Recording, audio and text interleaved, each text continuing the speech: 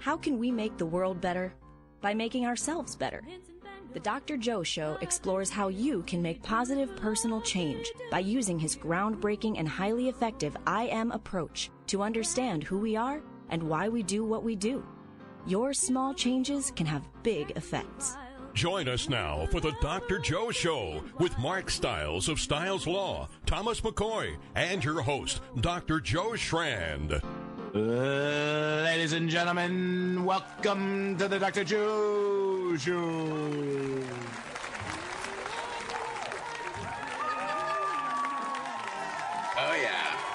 Oh, yeah. That deserves the applause of the entire globe.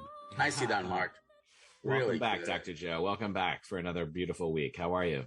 Yeah, I'm doing great. Actually, all excited because Unleashing the Power of Respect's coming out in a couple of weeks, and we've got a cover, and we've got amazing endorsements, and doing all sorts of great interviews and podcasts.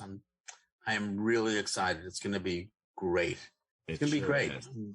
I'm looking forward to it. That's awesome. Because actually, that leads right into the introduction for our guest. Who's today's guest, Tom? Let's see if I remember.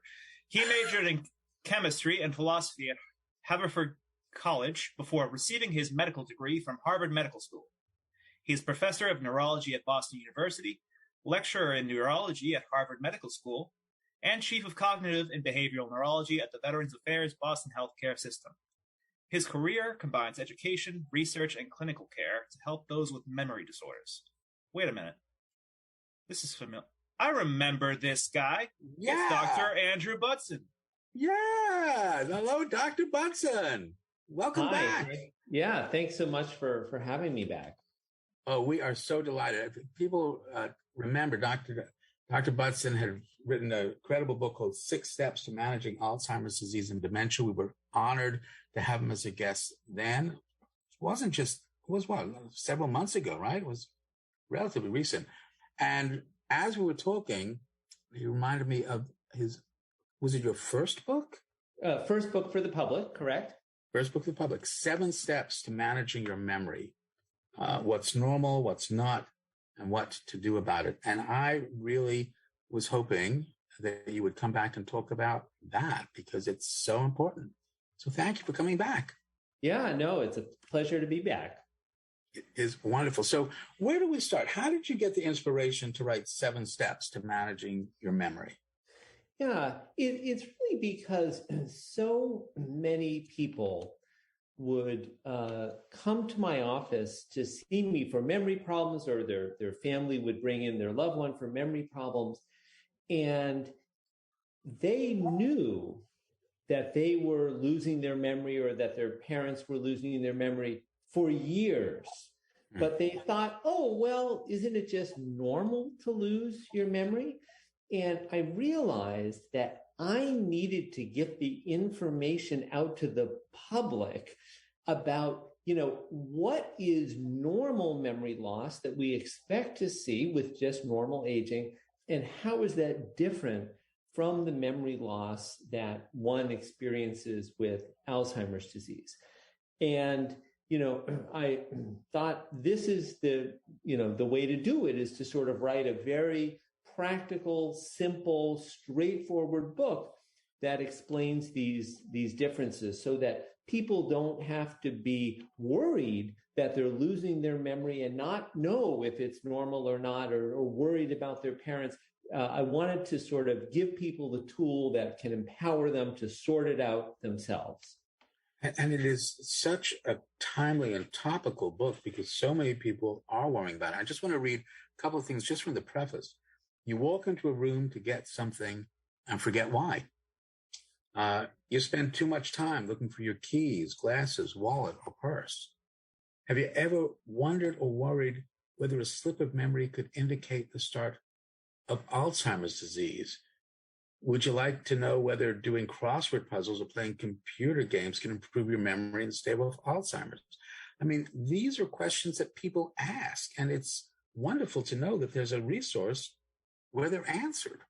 So it's fantastic. And just so folks know, the book follows the story And can you talk about that? Because I think that is absolutely such a brilliant tool to get the message across. Yeah, so I'm actually very proud of that. So we included two stories in the book, one of a man named Jack and one of a woman named Sue, both of whom are concerned about their memory. And, you talked earlier in the show about, a lot of people are angry today. Well, I think it's sort of in my world, a lot of people are afraid. A lot of people are fearful. And I wanted to give people, both sort of a friend to sort of go along with on the journey. And you can sort of experience sort of the ups and downs and things like that with them. It makes it a little bit, sort of less lonely. It also makes, I think, the book, and you can tell me if you agree with this, it just makes it easier to read. You can read it a little bit more like a novel. It's not just like a textbook. Because, sure, there's some straight facts. And in fact, if people want to skip the stories, they can. But to me, the stories, they illustrate the points we're making, and they just make it sort of fun to read the book.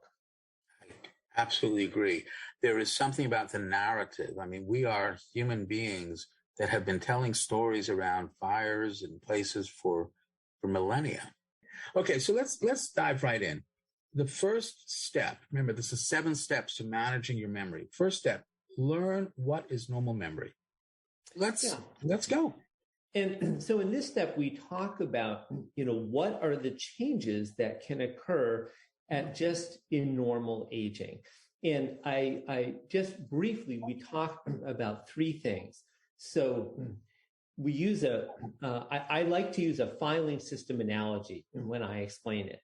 And if your memory is like a filing system, your frontal lobes are like your file clerk. And so it's the frontal lobe file clerk's job to take information from the outside world and to then put it into the file cabinet. And when we want to retrieve a memory, the frontal lobe file clerk walks over, opens up the file cabinet drawer, looks for the memory that we're looking for, and pulls it out. But as we all get older, our frontal lobe file clerk is getting older too. And there's 3 things that happens to our older frontal lobe file clerk that makes it difficult to remember things just as part of normal aging. So the first thing is our older frontal lobe file clerk cannot hear quite as well as they used to. And because of that, as part of normal aging, information needs to be repeated a couple of times in order to get it into the memory store. Another thing that happens to our older frontal lobe file clerk is they do not move as quickly as they used to. So it can take a little bit longer for us to retrieve that memory. The third thing that happens is they do not see quite as well as they used to. And because of that, you can imagine that as they're looking through the different memories, squinting at them, they may need a hint or a cue in order to find the memories that they're looking for. But importantly, in normal aging, as long as the memory got into the file cabinet, it should be able to be retrieved, even if it takes a little bit of time or a hint or a cue. So that's the changes in normal memory. Now, step 2 is determine if your memory is normal. And here we talk about the changes that occur in Alzheimer's disease. And the way I like to explain this is by continuing with our filing system analogy, but now we're going to look at the file cabinet. So the file cabinet is another part of your brain. It's actually the hippocampus, which is deep in your temporal lobes. And it is, in Alzheimer's, what happens is that the plaques and tangles damage and ultimately destroy the file cabinet. And I think about it as if there's a big hole in the bottom of the file cabinet. So if there's a hole in the bottom of the file cabinet, you can have the best, most efficient file clerk in the world pulling in information from the outside world, putting it into the file cabinet. But what's going to happen? It's going to disappear down the hole, never to be retrieved again. And when that happens, even when information is repeated, even if you give a bit of a time or a hint or a cue, it cannot be retrieved. And when that happens, we call it rapid forgetting, because the information is rapidly forgotten. And rapid forgetting is never normal. It should always be evaluated.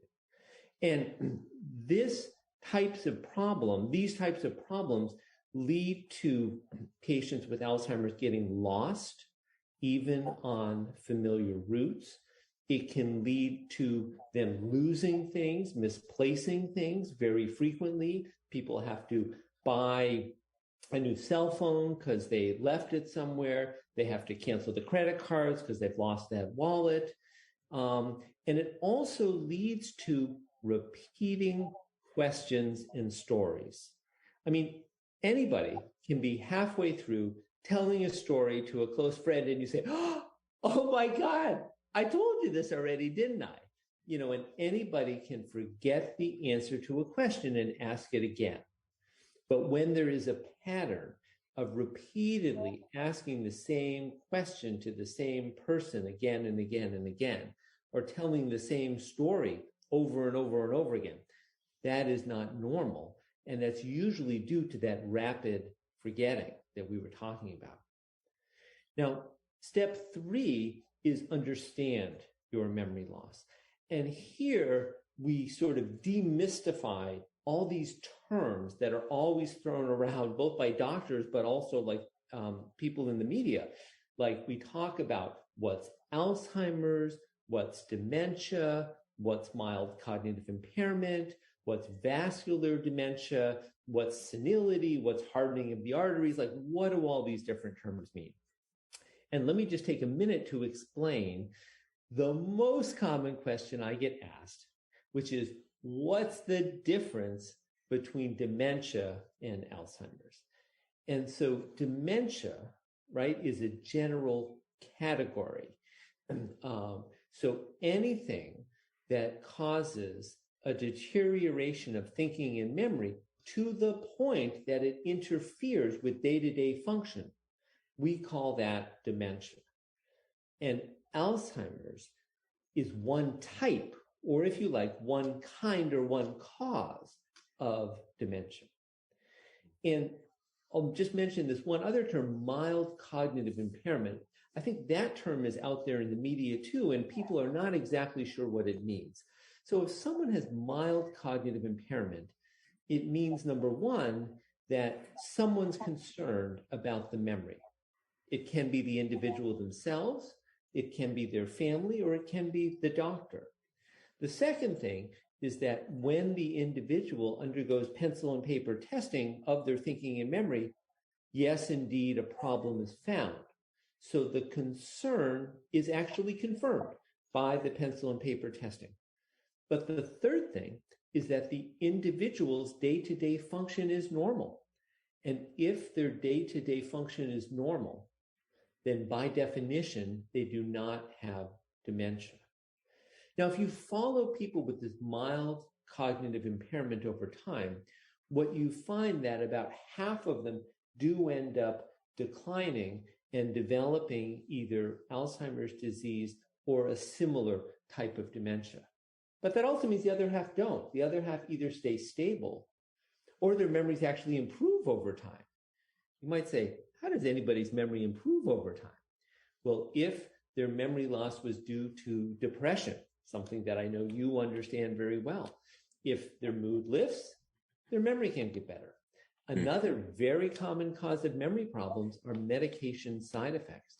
And if the individual works with their doctor and their medications get adjusted, their memory can improve. Now, step 4 is treat your memory loss. And here we talk about all of the FDA-approved medications that can actually help to improve people's memory. And in a nutshell, the class of medicines that I'm particularly excited about are the medicines that can help to boost up the levels of acetylcholine in the brain. I bet some of your listeners have heard of these medicines. Some of them could be taking them.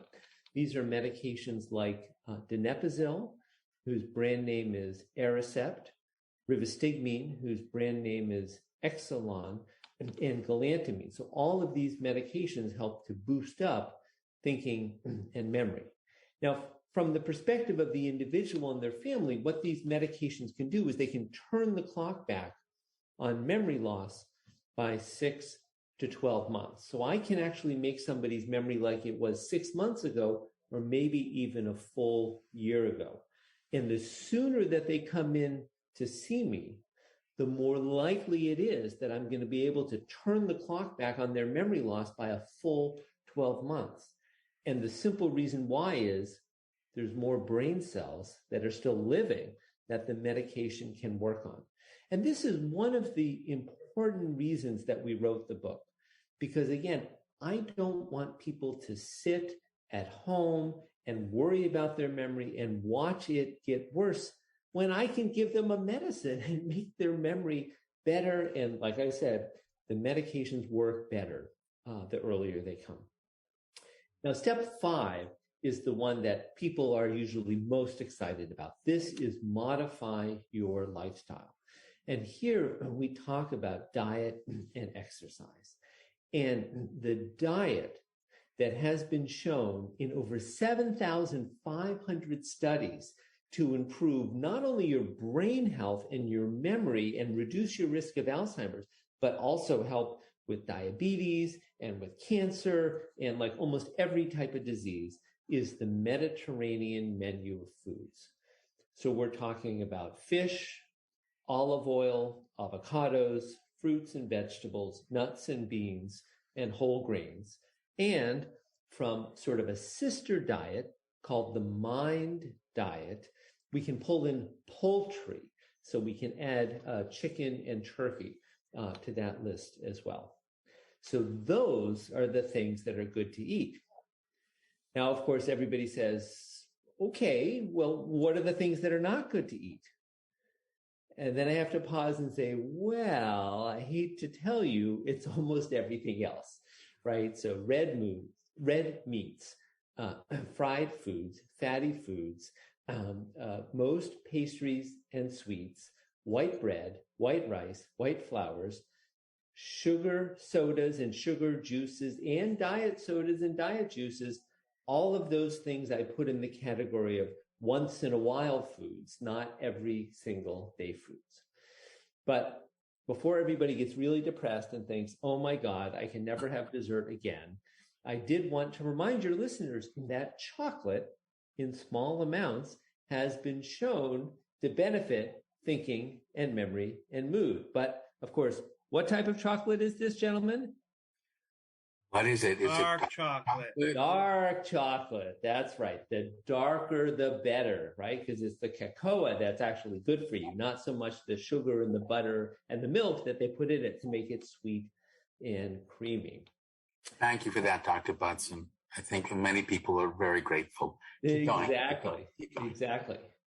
Now, I know all your listeners out there know that exercise is good for you. But exercise is so good for the brain. It's just fantastic. Exercise can do so many different things. It can reduce your risk of heart disease and strokes are a major cause of memory loss. As I'm sure you know, Dr. Joe, it's a natural antidepressant. And in fact, in my view, it's actually better than a lot of antidepressants that are currently being prescribed today. And exercise also improves your sleep. And we have learned that sleep is so important for memory. One reason sleep is important for memory is that if you're tired, right, it's hard to pay attention. And if you can't pay attention, you're not going to remember things. Another reason that sleep is so important for memory is that when we are forming new memories in the hippocampus, our new memory file cabinet in your temporal lobes, they only stay there for a little while. And overnight, while we are sleeping, the memories become attached to the outer layer of the brain called the cortex. And that is what allows our memories to stick around for a lifetime. And we need to get good quality sleep night after night in order to have this connection to the cortex takes place so that we can hold on to those memories forever. But the most exciting thing about exercise and memory, I want to tell your listeners, is that when we do aerobic exercise, it actually helps to release growth factors from the brain that help to grow new brain cells. And this effect is so strong that you can see it on an MRI scan in as little as 6 months. So, people sometimes say, like, Dr. Budson, is there some magic pill out there that can really improve my memory? I say, yes, there is. Exercise truly is the magic pill. It's good to know. It's good for your brain cells. Good for your brain cells. So step number 5, is there a step number 6? Yes. So step 6 is strengthen your memory. And I start by talking about another really common question that people ask me. They say, Dr. Budson, is it good for me to do crossword puzzles or Sudoku or those like computer games that they're always advertising? And my answer is, if you do crossword puzzles and Sudoku and computer games, you will get better at crossword puzzles and Sudoku and computer games. It simply does not translate to overall memory function. But there are some things that do, and those include social activities, which in fact, I would argue, and I do argue, that is what our brain evolved to do. And when we engage in social interactions, the whole brain is lighting up. When you do crossword puzzles or Sudoku, a little part of it's working very, very hard, but you can get the whole brain going with social interactions. Now, if you want to do something with your mind that's going to help you, it should be new, something different, something that stretches yourself out of your comfort zone. So people sometimes ask me, like, well, I play a musical instrument. Does that count? And I say, well, that counts if in addition to playing the same tunes you played for years, you learn new tunes or maybe really stretch yourself and play a new genre of music. And the last thing for general health is having a positive mental attitude. And I'm sure I don't need to convince you, Dr. Joe, that this is so important. And we think it works for all the obvious reasons. People with a positive attitude are more likely to be social and outgoing. People with a positive attitude are more likely to take care of themselves, eat right, and exercise. Now, the other thing that we have written into the book, we have a whole chapter on different strategies. We can help people remember, grocery lists. We can help people remember where they park their car. We actually have a whole section on that. We can help people remember names when they're at a cocktail party and they're meeting new people. We can also help people remember the names of people they've known for 30 years, but are having trouble thinking of those names at the moment. And then we have a whole chapter on different memory aids that people can use, different physical objects like calendars, planners, to-do lists, pill boxes, phone apps to help their memory. And then finally, step 7 is plan your future. And in this step, we talk about what do you do if you have some memory problems? How do you keep working if you're working? How do you keep driving? How do you keep doing your hobbies? But also how to do all these things safely. And we talk about how do you know when is it time to retire from that job? How do you know when is it time to hang up the keys and let someone else do the driving? So those are the 7 steps to managing your memory. Wow. Now, Dr. Budson, you gave us some nice strategies for helping maintain your memory and keep it healthy. What are some of the things and I know you talked about the fried food and such, but what are some of the other things that are connected to it that we could stay away from? Yeah.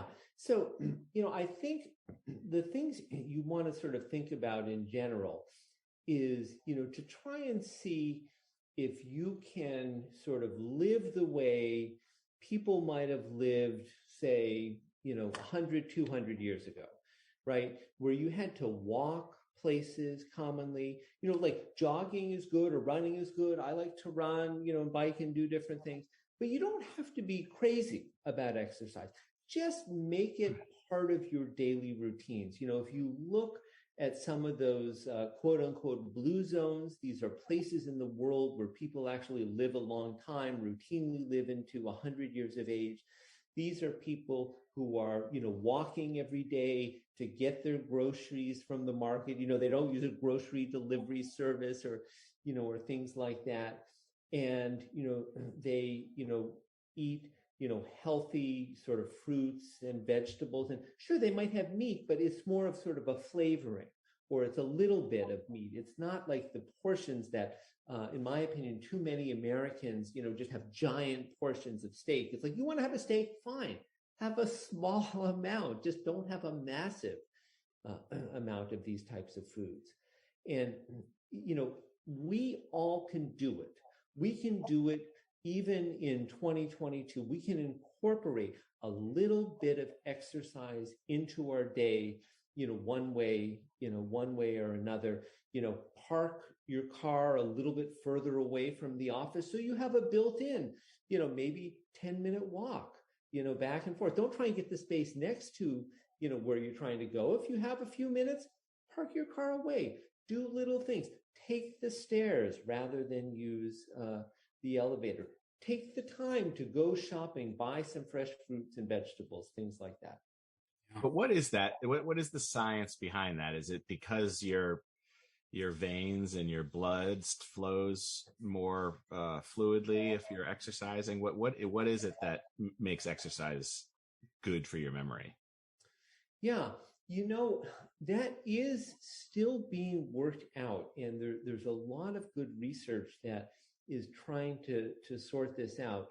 One theory is that because, most of the activity that people did, say like, 10,000 years ago, it would be when they were traveling to either, find, fruits and vegetables and sort of hunter-gatherer, or they're hunting game, something like that. And the further that person would go, the better their memory better be in order for them to find their way back.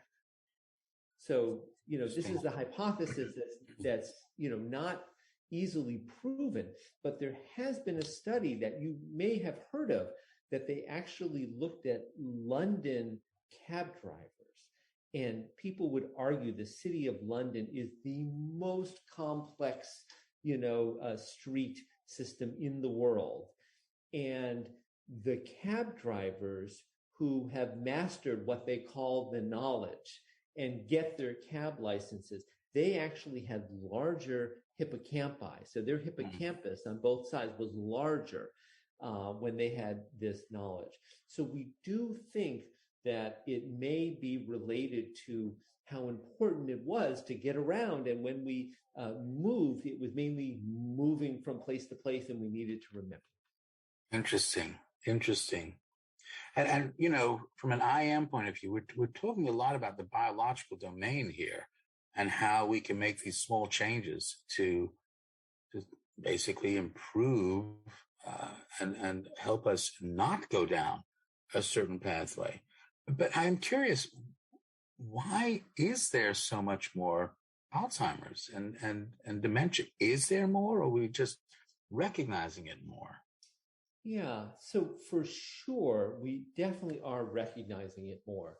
So we used to think that Alzheimer's was a disease that affected younger individuals. And when I say younger, I mean in their 40s and 50s. The patient of Alzheimer, I think, was 57 years old. Auguste Dieter was her name. And so when Alzheimer did his pioneering papers in 1907, it was thought, oh, this is a cause of what we call pre-senile dementia, meaning sort of younger age dementia. And it was only really in the 70s and 80s that people were looking at the pathology and saying, you know what? This sort of senility, senile dementia, this isn't normal aging. This is just Alzheimer's disease that is actually coming. So some of it is just what you said, that we now recognize that it's more common. The other thing that's happening is that as all of us doctors in medical science are helping people to live longer, healthier lives, people are not dying of heart disease and cancer at the rates that they used to. So people are now routinely living into their 70s, 80s, and 90s. And Alzheimer's is more common as people get older, just like cancer and diabetes and heart disease are more common as people get older. The other thing that I think is relevant is that as people got, we live in the industrial age and people stopped walking everywhere. Even I was talking about the advantage of living 100, 200 years ago. People are, they're sitting on their butts, all day long, or they're sitting in their cars for, an hour, 2 hours commuting back and forth. It's not a healthy way to live. So I think it's the combination of increased recognition, people living longer, and people living a more sedentary life and eating more, quantities and all that stuff.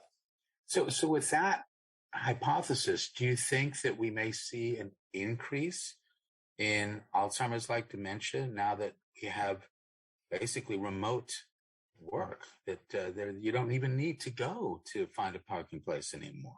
You just do everything from home. What do you think? Well, I absolutely, I worry about that. I definitely do.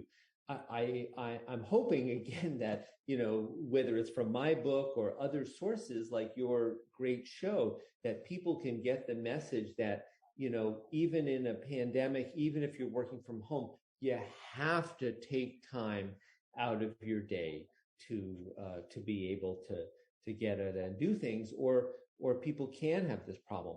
I do want to encourage people to let them know that, let's say, you're in the middle of your life, you're in your 40s and 50s, and you think, wow, I've not been doing the right thing for years. There are studies to show that if you make a change today and you exercise more and eat healthy, in one Scandinavian study, they actually showed that even people who were destined because of family history to get Alzheimer's disease, they were able to go another 11 years from age 79 to 90 without the disease because of making lifestyle differences.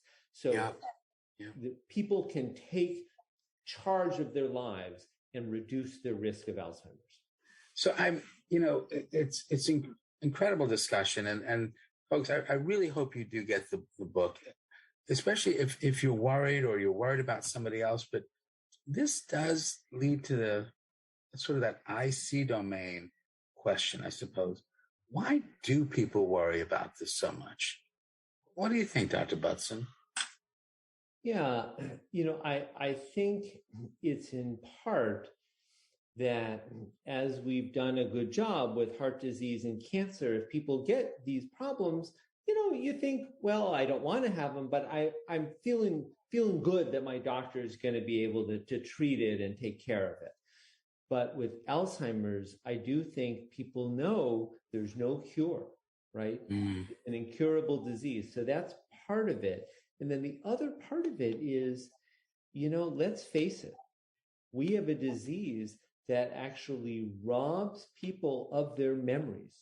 First, their ability to form new memories, then they will lose older memories.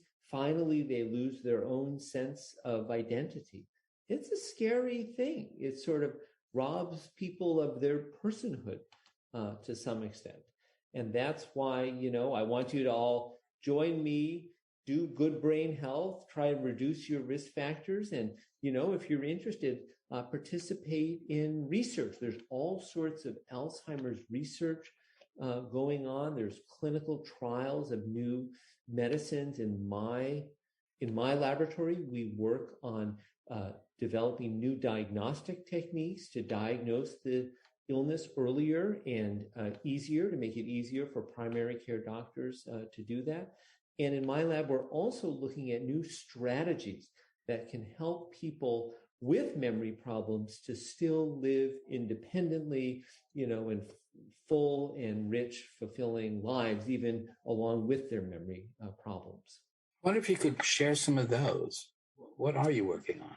Yeah, absolutely. So in one study that we did, we found that by using pictures, even people who, had Alzheimer's dementia were able to remember things better.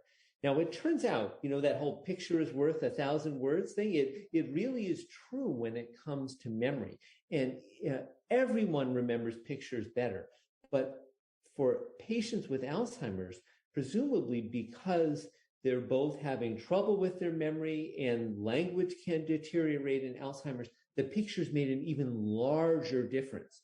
So if you are someone who's having trouble remembering things, or you are a family member and your loved one's having trouble remembering things, if you give them pictures to remember, and it's so easy today, you can take pictures on your phone, you can show them things on the computer, it'll be easier for them to remember. Another thing that we learned in one of our studies is that if you simply have somebody take the time and think a little bit about whatever it is they want to remember, they can remember it better. So what I mean by that is we asked people to think about each item, say, on a shopping list and relate it to something that was personally relevant to them. So don't just think of like sugar. Think about the fact that, when I was a little girl, I remember working with my mother cooking, and I reached up this special, sugar canister that we only took out, for special, treats or something like that, to make an association with each one. And then they were able to remember things much, much better. So there are ways to help people's memory. That's interesting, that last example especially.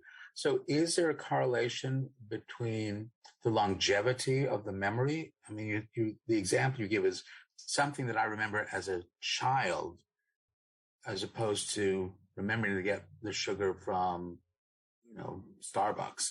Exactly. Yes, you're exactly right.